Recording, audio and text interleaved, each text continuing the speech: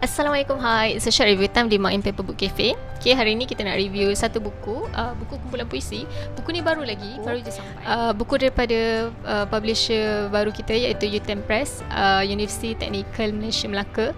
Okay, buku yang saya nak review hari ni adalah Merentas Gempita. Okay, Merentas Gempita adalah satu buku kumpulan puisi ditulis oleh Lim Swee Tin. Okay, sebelum saya pergi lebih lanjut kepada buku, izinkan saya memperkenalkan siapakah Lim Swee Tin ini. Okay, Lim Swee Tin adalah seorang penulis berbangsa Chinese, okay, Cina. Peranakan lah lebih tepatnya, sebab ayah beliau adalah seorang Chinese dan ibu beliau pula adalah orang Thailand yang duduk di Kelantan. Beliau menetap di Kelantan lah, okay, Bacok Kelantan. Jadi beliau telah biasa bergaul dengan masyarakat Melayu, jadi menyebabkan beliau fasih dalam bahasa Melayu. Jadi semua puisi beliau yang dimuatkan dalam Merentas Gempita ini adalah puisi berbahasa Melayu. Okay?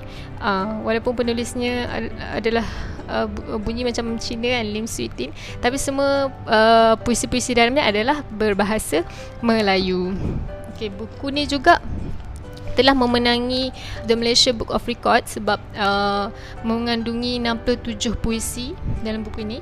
Okay, sebab biasanya dalam buku puisi ada 50 puisi saja, dan ini adalah satu-satunya buku yang mengenai COVID-19, pandemik COVID-19 pada tahun 2020 ni, dan mempunyai lebih daripada 50 puisi. Okay, keseluruhannya tentang buku ni mengenai fasa-fasa COVID-19 yang telah kita lalui dan sedang kita lalui juga sebenarnya, dan apa yang telah kita lalui, bagaimana bermulanya COVID-19, bagaimana COVID-19 ni menggemparkan dunia kan, dan bagaimana fasa-fasa PKP, semua orang tak boleh keluar, bagaimana kita mencatu makanan. Situasi-situasi tersebut telah diceritakan oleh Lim Swee Tin dalam puisi-puisi beliau, dan memang bila kita baca tu kita rasa macam fasa-fasa yang kita lalui itu orang lain pun merasai perkara yang sama, dan macam ramai telah kongsikan, sebenarnya terdapat banyak hikmah yang kita boleh muhasabah sama-sama di sepanjang COVID-19 ni kan. So sepanjang baca buku ni saya rasa memang yes, this is what I feel about COVID-19, and banyak juga info-info yang kita boleh tahu tentang COVID-19 dalam membaca puisi-puisi ni. Tapi saya tak boleh nak share semualah, so saya share satu puisi yang agak menarik perhatian saya, sebab puisi ni ditujukan khas untuk Datuk Dr. Nur Hisham Abdullah, iaitu seorang pakar bedah kan. Macam kita tahu beliau juga adalah seorang ketua pengarah kesihatan di Kementerian Kesihatan. Jadi memang kita selalu nanti-nantikan beliau di kaca TV sepanjang COVID-19 ni berlaku kan. Jadi puisi ni memang khas ditujukan oleh Lim Swee Tin kepada Datuk Dr. Nur Hisham Abdullah.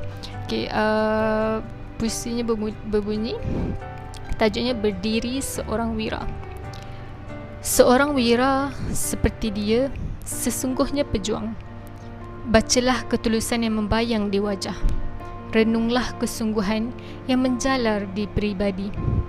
Tafsirlah pengorbanan yang tersangkut pada kerelaan. Dia telah memberi seri kepada kepentingan. Dia telah merendahkan diri kepada kebaktian. Apabila semua menjadi tunjangan, kasihlah akhirnya yang dicurahkan. Wira ini di hadapannya selirat kemungkinan. Di tengah gamat dan keliru, dia melangkah lebih yakin.